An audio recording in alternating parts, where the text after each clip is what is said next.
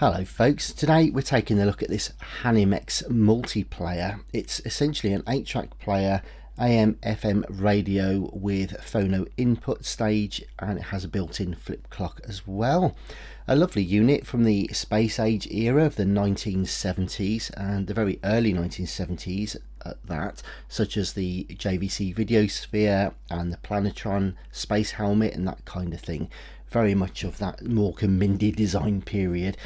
Now, the only thing with this one is it does need some TLC. At the moment, the radio isn't working properly, the 8-track player doesn't work, the flip clock doesn't work, and the speaker cloth is kind of perished and dry and coming off. But nothing too major, hopefully. My aim today is to try and get at least the music coming out of the 8-track player and get the radio freed up, and I'll have a look at the clock. I don't know if I'll be looking at that today, but we'll see how we get on. Now, to that end, I've actually got a spares unit here which I think I'm going to need, or at least it'd be quite nice to have as a reference piece. Now, I bought this one quite some years ago, in fact, and it recently had a nasty tumble. Part of my racking actually collapsed, and this thing was at the very top and smashed to sort of smithereens, really. It was already quite badly damaged when I received it, but it does mean that now I think I shall probably not bother going to restore this one. I'll either use it for donor parts, or at least, as I say, a reference point, so if any of the screws or anything gets a bit tricky, I'll be able to practice on this one first. So there we go then, let's have a look, see what we can do with it. And a very quick overview then of this one. Essentially, it's complete, the casings are in superb condition, but everything's just got some niggly little faults, like there are some badges missing on the speaker boxes. As I say, one of the speaker grill cloths is loose and coming off. The whole thing is just dirty and a bit grimy. There's a lot of dust behind the front cover screen there, and you can see a crack above the 8-track slot as well, so I may see if I can actually replace the cover plate in its entirety today. The radio kind of works, the circuitry works, but the dial cord is stuck. The tuning dial isn't working properly. You can see one of the badges missing off the back there. Essentially, all three casings for this are the same, but there's a blanking badge that covers what would be the phono and speaker connections. And you can see here that the original speaker cloth is rather discoloured, it's faded, and one of the badges off the front was missing as well. So just general bits and pieces really today. This thing needs a good clean. It's obviously not been opened in the thick end of 55 years or something. And as I say, I'll have a look at the clock, but I'm not sure I'll be able to address all of that today. First thing, as I say though, is I want to crack on and see if I can get this 8-track player working. So you can see the belt itself is probably just lost its bite. It was the right sort of size still, but didn't have that tackiness anymore, which is why the motor was spinning it up, but the actual drive wasn't there to the flywheel.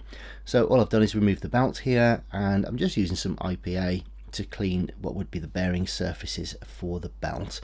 Also like to oil the motor spindle at this point as well. Again, it wouldn't have been done for an awful long time, and I would imagine it's probably been decades since this thing was actually spinning freely and of it, it being enjoyed as it were. So always nice to let a little bit of oil in there, and just to clean the pulley again on the motor, just in case we've got any errant oil that could interfere with the traction of the new belt.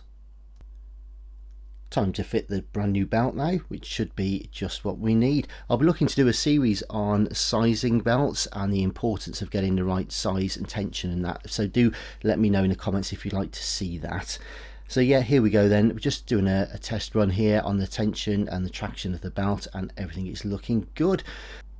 And just while I cut to this bit of b-roll of me poking a Q-tip around the place, just wanted to take a second to say that this is where you'd normally clean the debris out as best as you can. Check for any loose connections or broken solder joints. There's an awful lot of point-to-point wiring, as you can imagine, in the machines like this. Just checking anything that might need lubricating, or anything that might be broken or loose or dislodged and that kind of thing, and giving it a general kind of once over. And once that was done, it was time to turn our attention to this sticking radio dial cord. As I say, it was picking up static, but I couldn't tune it in because the tuning capacitor was a little bit seized up. So I gently lubricated underneath that without contaminating the actual dial cord itself. and by using the screwdriver just here I was able to sort of break it and work it back and forth, and then counterwork that then with the tuning dial itself on the front until it was working freely in both directions, at which point it could tune the stations, and I was happy with that. I thought I'd take a quick look at the flip clock while I was here. Essentially all I'm doing is manually loosening it a little bit, lubricating it gently and sort of turning the gears. You've got to be careful because you've got live voltage in there. I'm just using a cocktail stick to see if I can create any kind of movement. And the actual numbers do spin through manually, and it was working to a tiny degree, but it was stop and start, and that may be something I come back to at another point. But as I say, it was more about getting the music right today, so going to move on. Now you can see this big crack in the front cover plate here. Now unfortunately all that dust is behind there, and we've got to get the cover plate off. And how that's held in place is it's actually heat welded at 8 different points along its way. So we've got to actually gently kind of Dremel out the connecting pins, and I'll do the same for my donor unit, which is not broken. And if I can carefully undo all 16 of these heat welds, then hopefully we'll be able to change the faceplate on this. So here my hand is in the way, but you get the idea. Basically just going to grind away the minimum amount of material so that I can gently pop each of the tabs, and then we hopefully will have something left to reinstall when we put it back later. And here are the two faceplates once they've been cleaned up, just to sanity check to see which one is in better condition overall, and obviously take the opportunity to clean and polish the inside of the fascia as well. And whilst I've got a donor unit, I thought it'd now be the time to sort out the best washers and the best condition knob sliders and all that kind of stuff as well. So I turn my attention to the speakers at this point. As I say, the couple of badges missing, one of the speaker grill cloths was already missing or loose and just too tatty to glue back on. So I thought this would be a nice opportunity to replace it with something pretty cool and bright. And so the first thing I'm going to do here is just take out the screws. There are only 4 screws holding the actual sort of internal chassis with the speaker away from the box itself. But one thing that was concerning me was that the speaker grill cloth was really cut to size perfectly, and there is no gap between the speaker grill face and the actual sort of housing, so I'm gonna have to be real careful about how I cut and fit the new cloth, but we'll worry about that in a minute.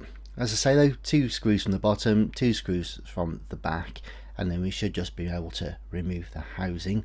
Now you can go to the nth degree on this kind of thing and fit new speakers if you wanted to, and fancy new speaker cable and what have you, but I wanted to keep this as original as possible.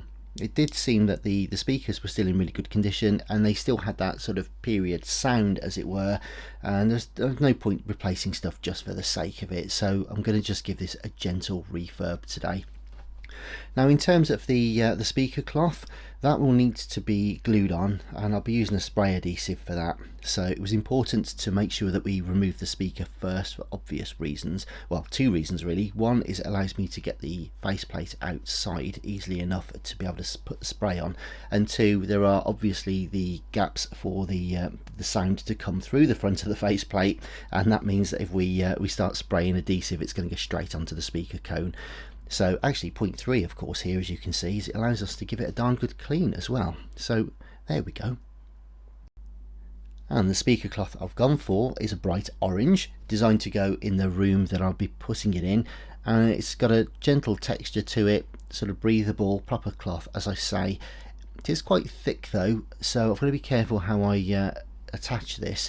But first things first, I want to get the other speaker cloth off, and as you can see the little badge just there as well. And again, that was heat staked through, so I'm going to be a bit more gentle with this one and just use a file to gently dress back as little as possible, and then just start to sort of poke the original tab through, and then we can reinstall it a bit later. And just a minute or 2 later, managed to get the badge out. Now I was missing one of the badges, as I say, but it's a lovely little detail, so I'm glad I've got a spare one on my donor machine. And you can see the colour actually that's left behind from the fade of the speaker cloth with the sunlight on it. So also that's not taken a great deal of effort to come off either, so definitely due for a replacement. And so the cloth has been glued onto the face and stretched across. We'll save more of that for the reveal later. But there's the little badge I want to pinch, and also a couple of these rubber feet that I'm missing off of mine as well. So we'll get those on now, and that'll be the details sorted. Then I'm going to give them a gentle polish, just using some cutting compound. My plan isn't to polish them to an absolute bright shine, just going to restore them to get any sort of residual marks and staining and just general grime off. And finally, for now, some double-sided tape allows us to fit one of our permanently borrowed badges from the donor unit. So with the 8-track working, the radio working, and everything looking spick and span, let's take a look in the final reveal. So here it is then, the Hanimex HRC 5020 radio 8-track player. Absolutely gorgeous piece of kit this, it really is. So vintage looking and vintage sounding, it's really beautiful, I love it. Had a gentle kind of refurb today, nothing too crazy. Essentially we went through the 8-track player, I replaced the belt. I did service the mech as well. I didn't show that in this video, but I've shown it in other 8-track videos, so do check those out. Also, the radio circuitry was working, but the dial cord was stuck, so we lubricated and freed up the actual dial assembly so we could tune in some different stations. I also had a quick go at freeing up the clock and just giving everything a deep clean and a polish and a check over. Also replaced the speaker grill cloth and a couple of missing badges and stuff like that. Not to mention the new faceplate, of course, which does no longer have a crack, which is even better, looks even more lovely now. And one of the cool things about this particular machine is you can see it here in landscape format. You can actually stack it as well, which looks really great. I think that is fantastic, and you can even hang them on the wall if you want to. There are keyhole slots in the back for you to be able to do that, but for now just wanting to show it in the kind of room that it will go in, with the kind of orange and black colour scheme, just to see how it fits in, and quite looking forward to enjoying this for a while. No doubt I will be putting it up for sale at some point. So there it is though, the Hanimex HRC 5020. So thanks very much indeed again for watching, and all that remains is for us to have a very quick listen, as much as YouTube will allow. On a downtown street. Smoky. And if you think you know how to love me, from our mystery year on BBC Radio. Oh, I love you, girl, and know you take it.